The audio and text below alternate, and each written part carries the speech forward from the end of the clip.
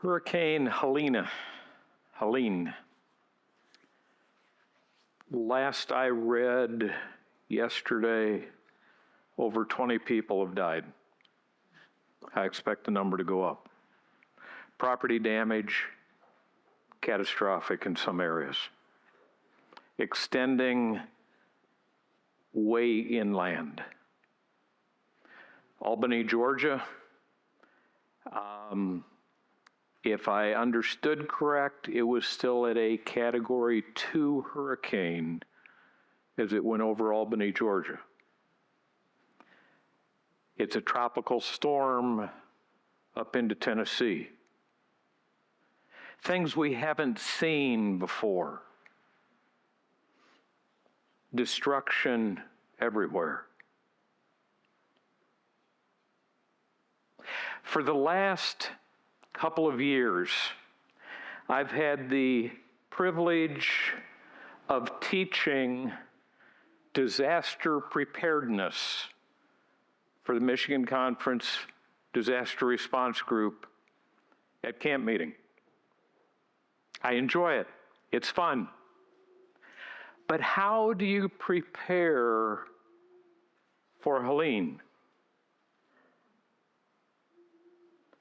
The only thing you can really do is get out of the way, if you can do that. Disasters come in all shapes and sizes.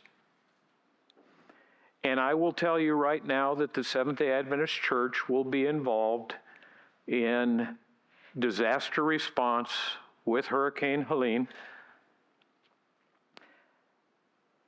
One of the things that we are known for is running warehouses. And I anticipate that we will set up 2 or 3 warehouses over the next few months to support the rebuilding efforts and the donations that come in, all run by volunteers.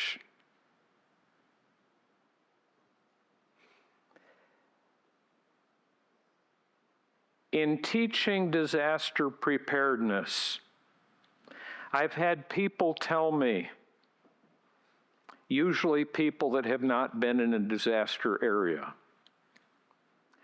that you need to at least offer a Bible study to everybody. And my question is, if you have just lost everything by an act of God, as insurance likes to term it, do you really want to hear about God?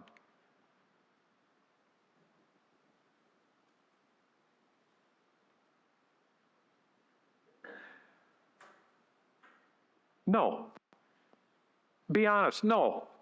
You don't want to hear about God. Do you want to see God active in your life? Yes. I'm desperately looking for God.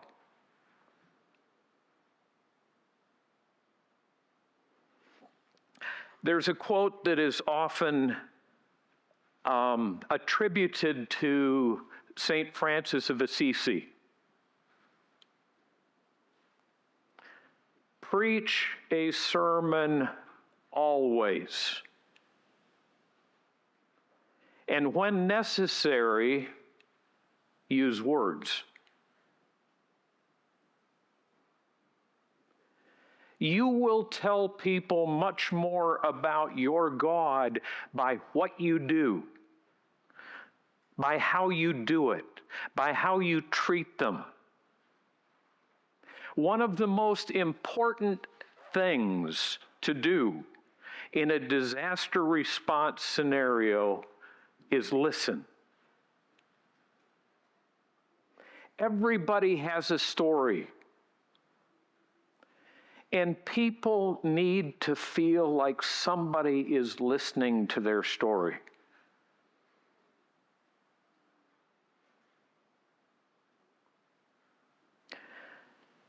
So do I tell people in disaster response,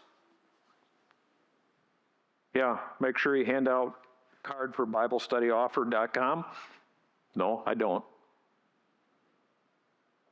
But what I do tell them to do is listen to the Holy Spirit's guidance. He knows better than anyone what that person is really looking for. And if the Holy Spirit says hand them a Bible study card, by all means hand them a Bible study card. If the Holy Spirit says give them a hug, give them a hug. And if the Holy Spirit says don't say a word, don't say anything. How do you know what the Holy Spirit is telling you? That is the challenge. That is where you need to prepare for disaster response. Matter of fact, that's where you need to prepare, period. How do you recognize when the Holy Spirit says something?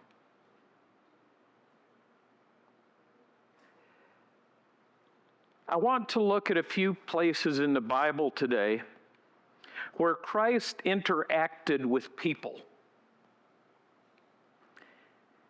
And I want you to notice something. Scriptures tell us that Christ only did what he was told to do, what his Father directed him to do, what the Holy Spirit pushed him to do. Right after his baptism, the Holy Spirit came down on him as a dove. There was a voice from heaven that said, "This is my Son." And most people said, "Where did that thunder come from?" What is the first thing the Holy Spirit did after Christ's baptism? Do you remember?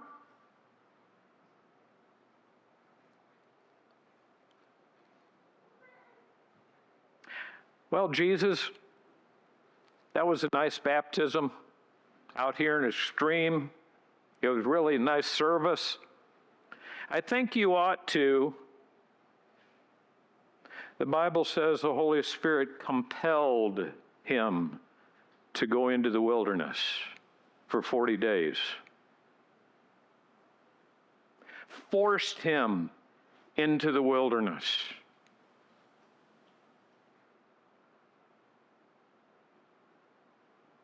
We know what happened there.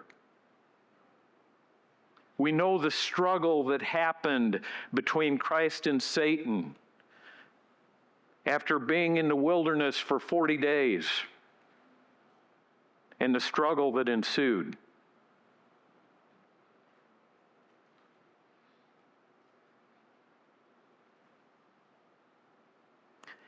Our scripture reading today gives us another little glimpse. John 3 starts out with the story of Nicodemus. Nicodemus is a ruler, a Pharisee. He's prominent. People know who he is. And he has a question. The question Nicodemus has, he never asks directly. He doesn't get a chance to. But Nicodemus wants to know if Jesus of Nazareth is the Messiah.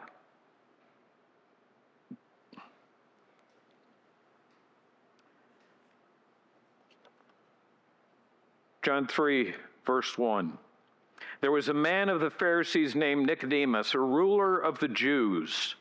This man came to Jesus by night and said to him, "Rabbi, we know that you are a teacher come from God, for no one can do these signs that you do unless God is with him."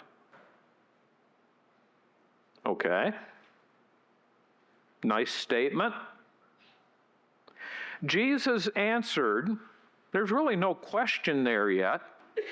Jesus answered and said to him, "Most assuredly I say to you, unless one is born again, he cannot see the kingdom of God." Now, in Sabbath school this morning, we talked a little bit about how you get set into an idea. And when somebody tells you something outside of that idea, you can't comprehend it. And this is exactly what happens with Nicodemus. You must be born again. Huh?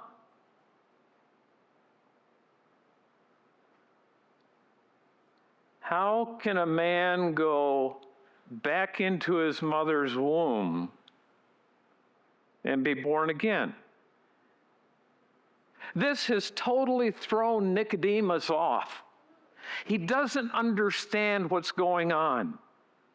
And Christ goes on to clarify.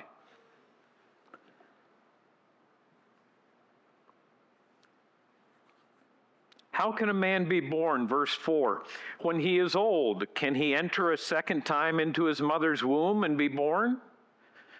Jesus answered, "Most assuredly I say to you, unless one is born of the water and the Spirit, he cannot enter the kingdom of God.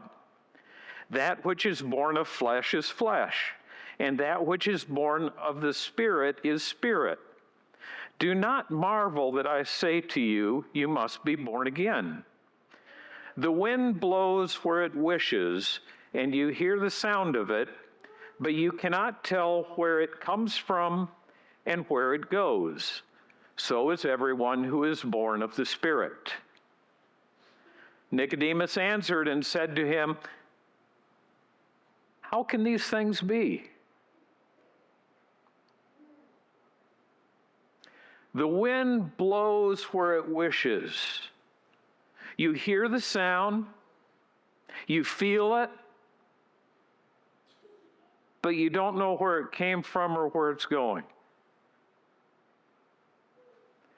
What is Christ talking about with that statement?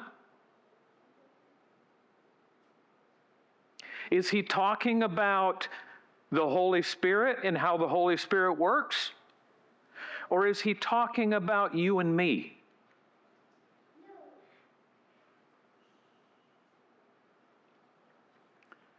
So is everyone who is born of the Spirit. He's talking about you and me. And again, we've got examples of it.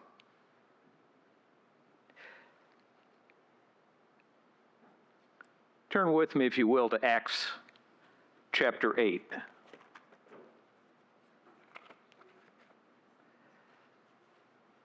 Acts chapter 8 is a fun story.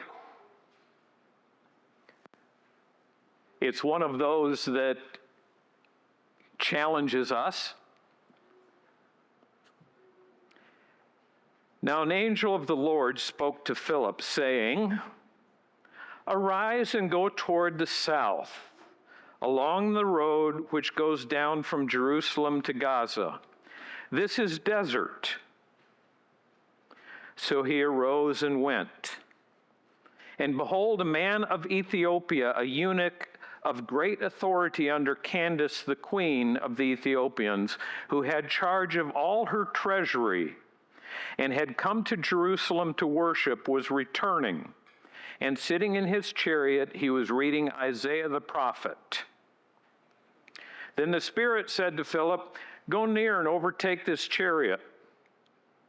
So Philip ran to him and heard him reading the prophet Isaiah and said, "Do you understand what you are reading?" Now tell me something. How many of you would think that a good evangelistic effort would be to go to that dirt road that nobody drives down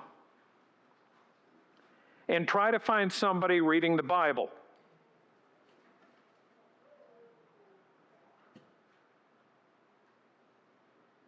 I want to see you sell that one to your pastor. That'll be good. But that's what the Spirit told him to do. The wind blows where it wishes. You hear the sound of it.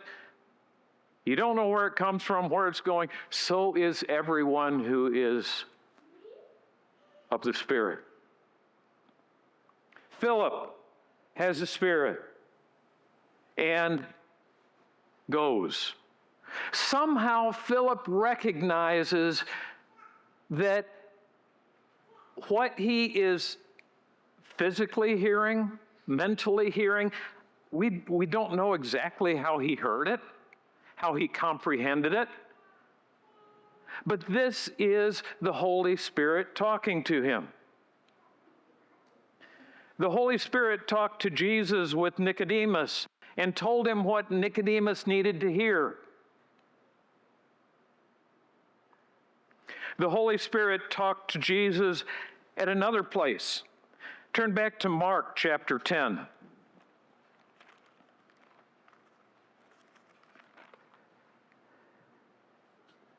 Mark chapter 10, starting in verse 17. Now as he was going out on the road, one came running, knelt before him, and asked him, "Good teacher, what must I do that I may inherit eternal life?" So Jesus said to him, "Why do you call me good? No one is good but one, that is, God. You know the commandments. Do not commit adultery, do not murder, do not steal, do not bear false witness, do not defraud, honor your father and your mother." And he answered and said to him, "Teacher, all these things I have kept from my youth." Then Jesus, looking at him, loved him and said to him, "One thing you lack. Go your way, sell whatever you have and give to the poor, and you will have treasure in heaven. And come, take up the cross and follow me." But he was sad at this word and went away sorrowful, for he had great possessions. Now I ask you a question. With Nicodemus never even asks his question. "Good teacher, we know you're come from God," because people couldn't be doing what you're doing if they're not associated with God. You need to be born again. Huh? And then the rich young ruler. What must I do to inherit eternal life? Question asked. Jesus' response? What any good rabbi would have said. Obey the commandments.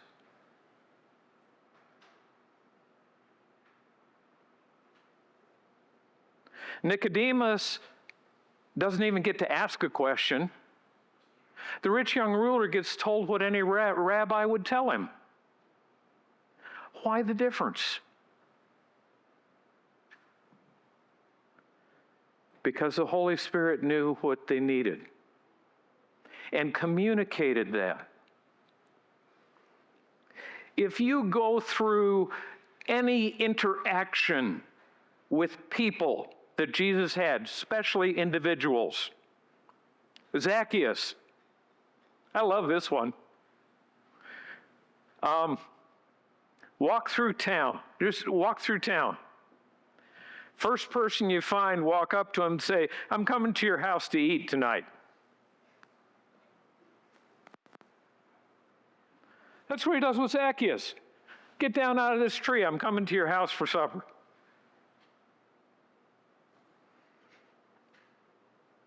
Woman at the well. "Can I have a drink?"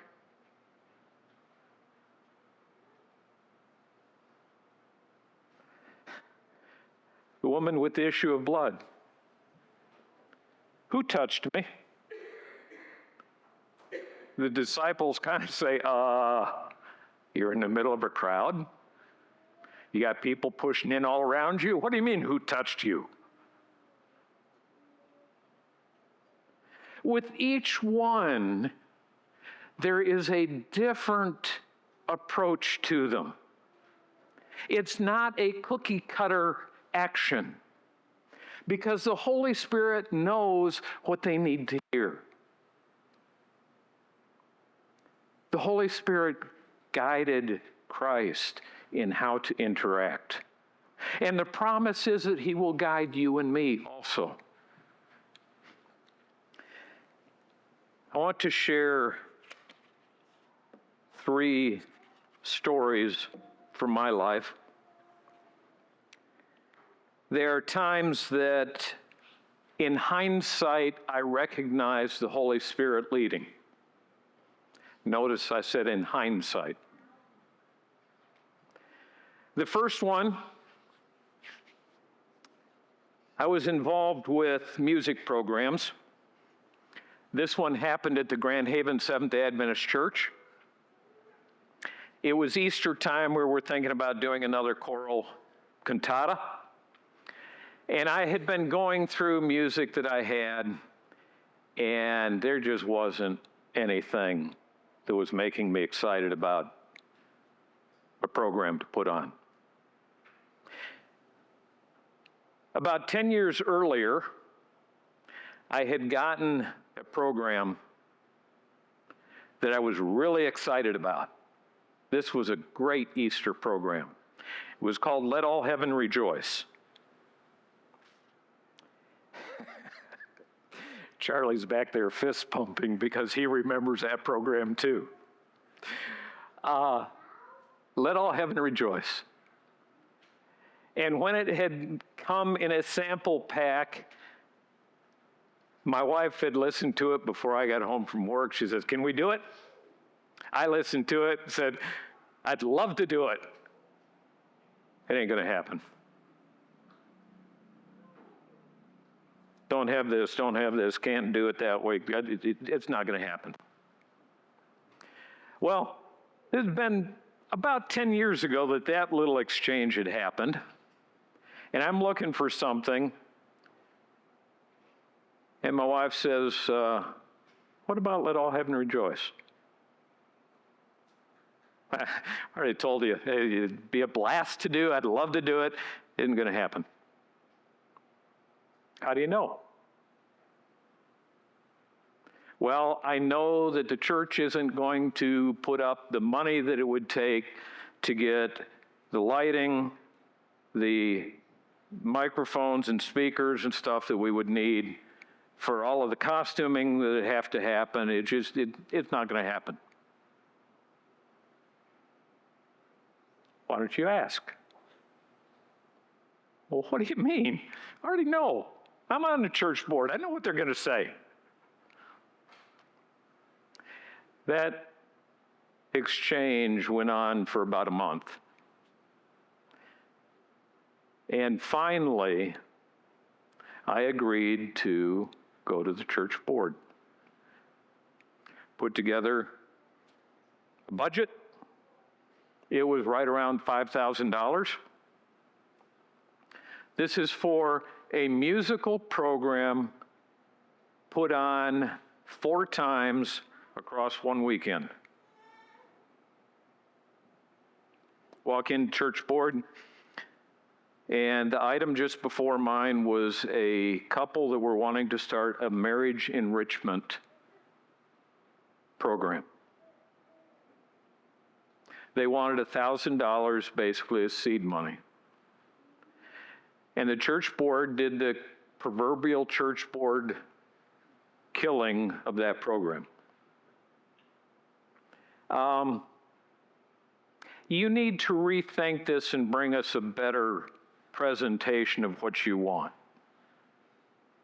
which is church boardese for saying, ain't gonna happen. And I'm sitting there saying, okay, I'm done. Gave everybody the information, and here. This is what I want to do. This is how I want to do it. This is what it's going to cost. Silence. And I'm about ready to say, okay, thank you very much for your time. And somebody says, I move that we give Larry what he needs to do the program.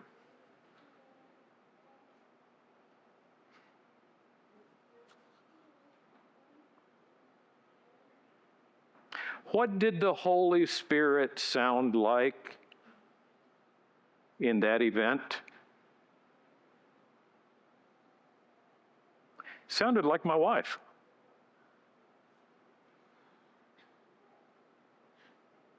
It wasn't some ethereal action.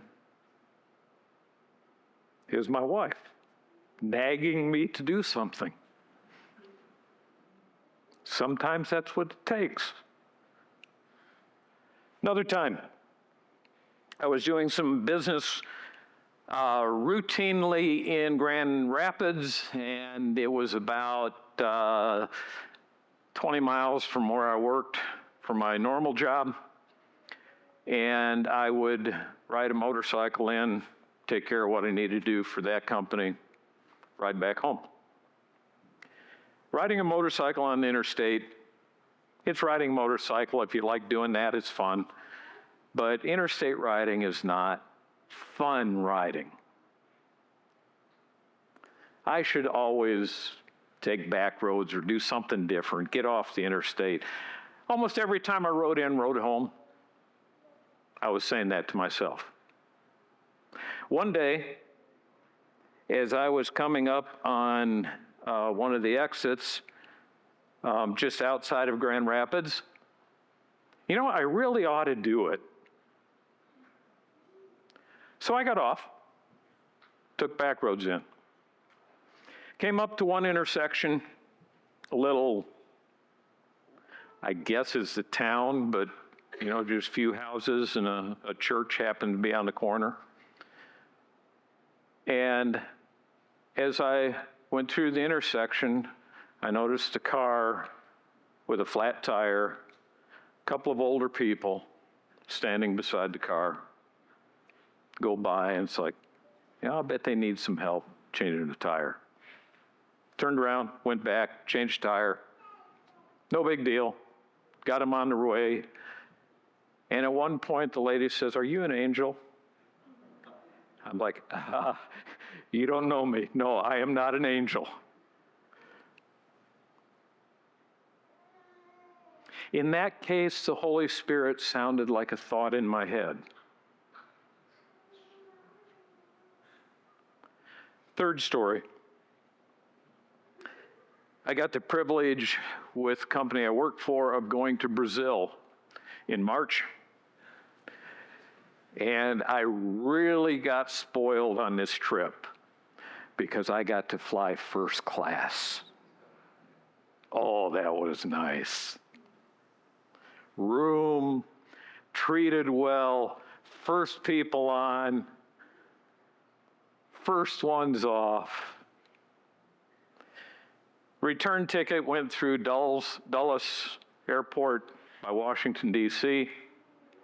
Weather in Grand Rapids delayed that flight,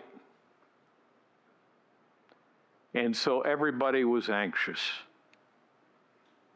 When it was finally time to board, all of us started getting in line.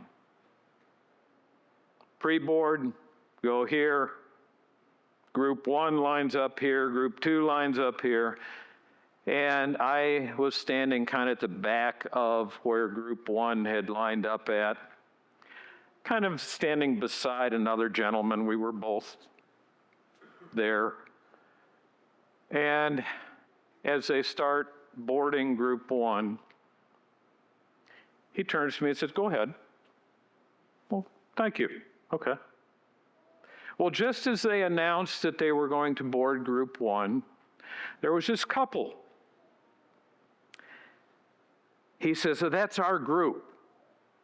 And they walked by the line all the way up to where pre-boarding had been going in. Well, who do they think they are? Group 1, sign right there, line up, you're back here. I was probably 10 people back on the Group 1 line. The person taking the tickets, running the scanner, and everybody, myself included, made sure that they waited. And I heard a voice behind me say, "Excuse me, would you like to go ahead?" And I felt about that tall. I profess to be a Christian. I profess to care about people.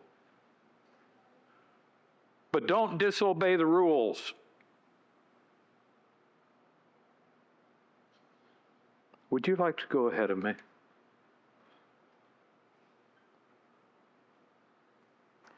In that instant, once again, I heard the Holy Spirit chastising me for my behavior. Preach a sermon at all times, and when necessary, use words. The sermon I was preaching didn't agree with what I professed, and the Holy Spirit called me out on it. Now, in those 3 examples, I give you 3 different voices that the Holy Spirit has used.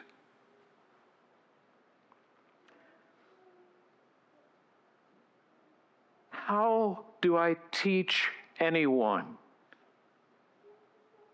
to listen to the Holy Spirit? When the Holy Spirit is different in every situation. I can't. The only thing I can do is encourage you, encourage myself to listen. Just like listening to people who go through a traumatic event, you need to listen for the Holy Spirit. He will talk to you. But if you get too busy, you'll miss it. We like to refer to a still small voice. It's not always a still small voice. Sometimes it's a voice behind you that doesn't even know what they are doing. Sometimes it's a voice from a person that you live with all the time. Sometimes it's a thought that comes into your head. But I encourage you to practice listening for the Holy Spirit. Ask for Him to help you hear. And I guarantee He will.